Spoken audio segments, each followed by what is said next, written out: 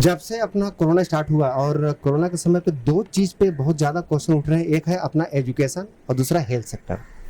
ऐसे कई ऐसे स्कूल हैं जहाँ पर ऐसे कंप्लेन आ रही है कि साल भर से उन लोग ऑनलाइन एजुकेशन दे रहे हैं।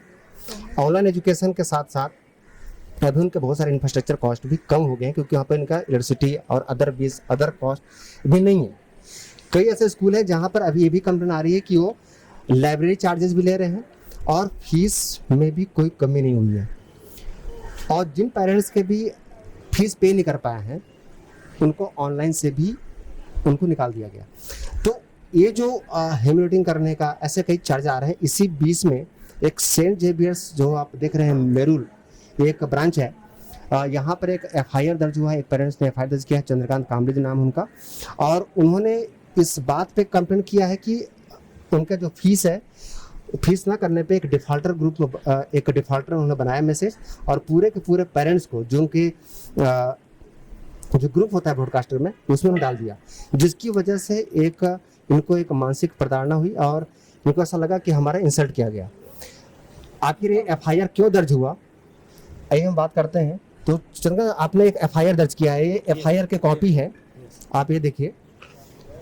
तो ये एक स्कूल में के जो क्लास टीचर है उनके अगेंस्ट में है, और साथ में स्कूल का भी नाम इन्होंने दिया हुआ है इस एफआईआर को कॉपी में, सेंट जेवियर्स स्कूल। तो इस एफआईआर करने की इसमें दो उन्होंने धारा लगवाई है। एक है एट्रोसिटी एक्ट और दूसरा है डिफेमेशन का केस, बदनामी। कि इनको एक मेंटली उनको एक हरासमेंट किया गया कि आपने यदि डिफॉल्टर में डालना ही है तो सारे पेरेंट्स को बाकी लोग क्यों इन्फॉर्म कर रहे हैं, पर्सनली आपने क्यों नहीं किया। इस मामले में हमारे प्रिंसिपल से भी बात हुई है और उनका ये कहना है कि हाँ, ये मिस्टेक हुआ है। That's what I want to clarify. Yeah. Thing is, this man has filed a complaint against a particular teacher, not the school. Mm-hmm. Yeah, and this is regarding some misunderstanding. यहाँ पे as a reporter, I think you must be knowing that any messages all the messages are sent to individual parents. So that the privacy of the parents, the details are maintained. Correct. Right? Correct. And there is one more thing, what is called as broadcast group. You must be knowing a broadcast group means a common notice अगर किसी को भेजनी है तो it goes under the broadcast group. Correct. Correct. For example, tomorrow is a holiday. Teacher need not send to all 59 individual को भेजने की जरूरत नहीं. She can just post it on a broadcast group. Okay. It goes, yeah. So this parent has been a defaulter for more than 2 years. अच्छा, more than 2 years.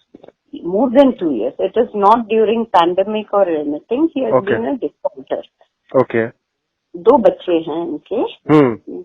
हाँ. So he has been a defaulter for more than 2 years. हाँ.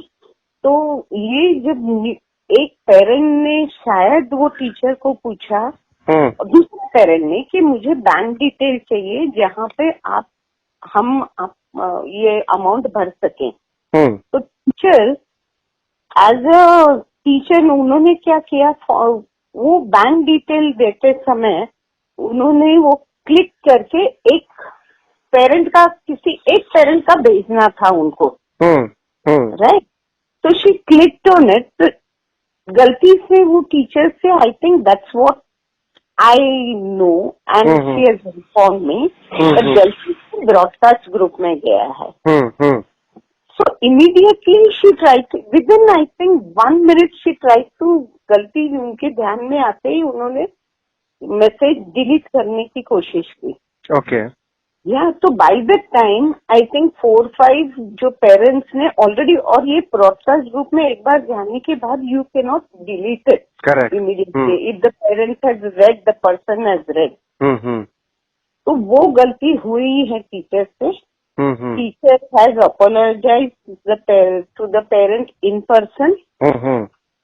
और and हमारे यहाँ पे it is private school, तो किसी की कास्ट वगैरह के किसी का पता ही नहीं रहता है हम लोग. बिल्कुल. तो there is no question of humiliating any parent based on the caste और एनीथिंग, और ह्यूमिलेट करना और हैरेसमेंट की बात ही नहीं। 2 साल से ये पेरेंट ने फीस नहीं भरी है। ओके ऐसे नहीं है कि ये किया है तो हैरेस किया है। 2 साल तक school, till date we are waiting for the parent to pay the fee. Okay. अच्छा, वो एक और सवाल इसी में था, जैसे अभी स्कूल में मोस्टली लास्ट वन ईयर से ऊपर भी हो गया जहाँ पर अभी ऑनलाइन क्लास चल रहे हैं, तो नो डाउट कि ऑनलाइन क्लास में भी बहुत सारे ऐसे पेरेंट्स हैं जिनको फीस तो पे कर रहे हो, लेकिन जो उसके अलावा जो एक्स्ट्रा जो लाइब्रेरी का है, स्पोर्ट्स के हैं, कंप्यूटर के हैं, तो इनकी भी फीस लिए जा रहा है। इसके भी कंप्लेन आ रही है, सिर्फ आप ही के स्कूल से नहीं, अदर स्कूल से? नहीं, हमारे स्कूल से आएगी नहीं, because our school fees has been decided by the high court. So we charge no fees other than tuition fee and term fee. Okay, okay. So there is only tuition fee and term fee and assessment fee, that is online अभी लेते हैं ना उसकी fee. There is no other, nothing called as sports fee or exam fee or any other. इसीलिए कभी complaint आई नहीं हमारे school से। तो क्या आप इन 2 सालों में आप कभी उनको मेल या ऐसा कोई रिमाइंडर ऐसा उनको गया था? नहीं, इंडिविजुअली भेजते हैं कि that is also requested, we request the parents to pay the fee, और नहीं भरे हैं तो it is our duty to remind the parents. Correct. उसके बाद नहीं भरेंगे, ओके वी विल वेट।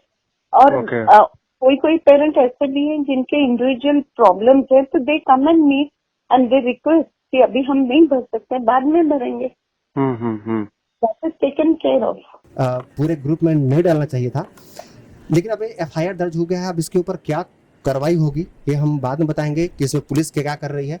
आइए मिलते हैं। तो आपने जो एफआईआर दर्ज किया है, इसके पीछे का कारण क्या है? नमस्ते, मैं चंद्रकांत कांबले। मैं एफआईआर दर्ज करने के पीछे कारण यही है कि मेरे फर्स्ट से लेके 9 तक, अभी मेरे ये स्कूल में सेंट जॉर्ज स्कूल जो दिखाई दे ना आपको, ये सेंट जॉर्ज में मेरी 2 बच्ची पढ़ाई करते हैं। एक बच्ची मेरी है 9th में, एक बच्ची मेरे है 7th में। तो अभी तक फर्स्ट से लेके अभी तक मेरा ये रिकॉर्ड है फीस भरने का कि महीने के एंडिंग में मैं फ़ीस भरता हूँ। मेरे कंपनी में से, मेरे कंपनी के थ्रू से मैं जिधर काम करता हूँ वहाँ से हमारा फ़ी आता है, वो एयर एंडिंग में आता है और भरता हूँ। अभी तक मैं कभी भी डिफ़ॉल्टर नहीं।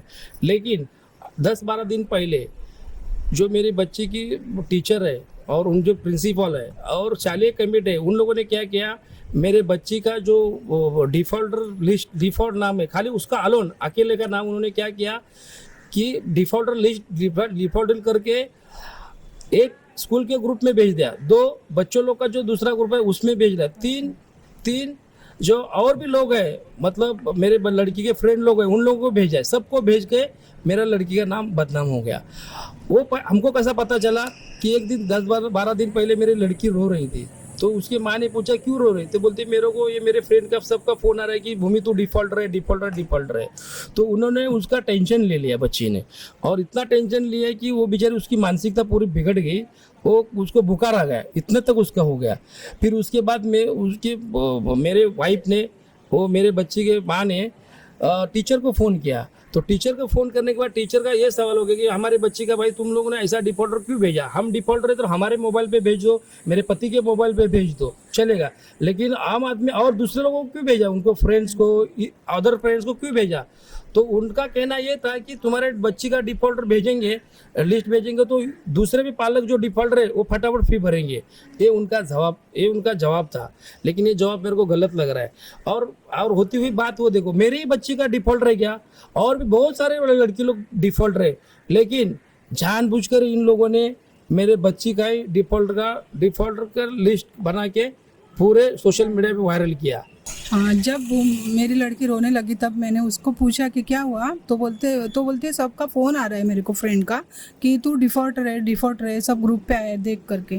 तो मैंने टीचर को फ़ोन किया, ये आप कैसा कर सकते हैं ऐसा कि डिफ़ॉल्टर में डाल दिया, तो हम तो फीस भरने वाले थे ना, हमने फ़ोन भी किया था क्लार्क को, और NFT का हम 2 तारीख को फ़ीस भरने वाले थे, और आपने तो टीचर उसका बोलना था कि नहीं आपका ये डिफॉल्टर भेजा है क्योंकि और जो पेरेंट्स लोग हैं डर के फीस भरेंगे करके। तो ये तो गलत है ना। अभी स्कूल भी चालू नहीं है, मोबाइल टू मोबाइल ऑनलाइन चालू है बच्चे लोग का एजुकेशन, तो ये गलत है। और ये ऐसा करके मेरी लड़की तो बहुत मानसिक तनाव के नीचे अभी भी वो टेंशन में ही है। तो उसको भी मालूम पड़ा या ऐसा ऐसा हुआ है, ये बहुत गलत है करके। ऐसा किसी के साथ भी नहीं करना चाहिए। वैसे अभी मैं देख रही हूँ कि जब से लॉकडाउन चालू हुआ है तो बहुत सारे पेरेंट्स को तो फीस भरने का तो बहुत ही दूर की बात है, खुद पेट के लिए, खाने के लिए, राशन के लिए भी पैसा नहीं है, ऊपर से लाइट बिल, पानी बिल भरना है, एजुकेशन का तो बहुत ही दूर की बात है। क्या होता है ना कि पेरेंट्स के पास पैसे नहीं हो, नहीं भर पा रहे हैं, तो मैं चाहती हूँ कि स्कूल वालों ने भी कुछ तो समझ लेना चाहिए कि चलो ठीक है अभी नहीं दे रहे हैं, उनके ऊपर ज़बरदस्ती नहीं करनी चाहिए, उनको थोड़ा समय देना चाहिए। या फिर इस तरह के जिन्होंने जिस तरह से इनके साथ में हुआ ऐसे किस नहीं होना चाहिए। ऊपर से मैंने अभी सुना है, बहुत बार सुना है कि कोई टीचर्स लोग भी कहते हैं कि हमें स्कूल वाले तो पूरा पेमेंट नहीं दे रहे, हाफ ही पेमेंट दे रहे। तो मैं चाहती हूँ कि स्कूल वालों से मैं यही की विनती करती हूँ कि आप टीचर्स को भी फीस आधी दे रहे हो तो पूरी फीस आपका अधिकार नहीं है कि पेरेंट्स से मांगे। उसके अलावा ये ऐसे कई स्कूल हैं जो बिल्कुल जहाँ पर फीस नहीं हो रहा है और उनकी वजह से लोगों का ऑनलाइन में भी उन बच्चों का नाम काट दिया जाता है, जिसकी वजह से एक मेंटली एक हरासमेंट भी होती है। इस मामले में जब हमने दूसरे पक्ष से बात किया और जो उनके प्रिंसिपल हैं उनका ये बोलना था कि हमने यहाँ पर ऐसा कभी भी इंडिविजुअली हम भेजते थे, ये बाय मिस्टेक हमने वहाँ से उनको भेजा जिसकी उन्होंने गलती मानी है और टीचर की गलती मानी है कि टीचर को नहीं भेजना चाहिए था।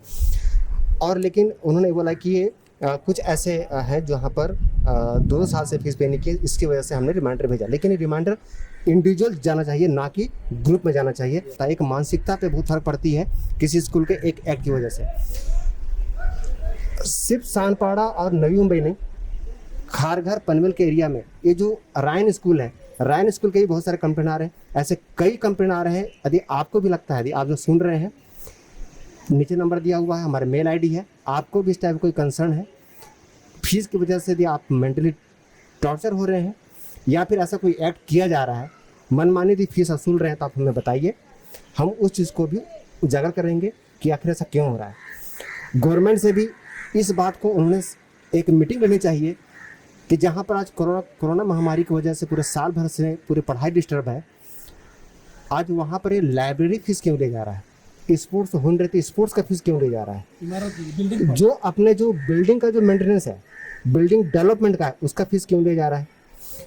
उसके अलावा जो पहले तो एक ट्रांसपोर्ट का भी फर्स्ट क्वार्टर में लिया गया था जो अभी नहीं लिया जा रहा है। लेकिन उसके अलावा एक कंप्यूटर लाइब्रेरी है, कंप्यूटर का भी कोई क्लासेस नहीं हो रहा है, फिर भी वो लैब के फीस भी लिया जा रहा है। कई ऐसे स्कूल हैं, ऐसे स्कूल के खिलाफ एक हल्ला बोल हमने शुरू किया है।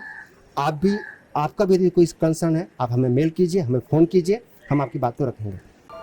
ऐसे ही वीडियोस के लिए बने रहिए द पब्लिक न्यूज़ 24 के साथ। अगर आपको हमारा ये वीडियो पसंद आया तो लाइक करें, शेयर करें, सब्सक्राइब करें और अपना सुझाव कमेंट बॉक्स पर डालना ना भूलें।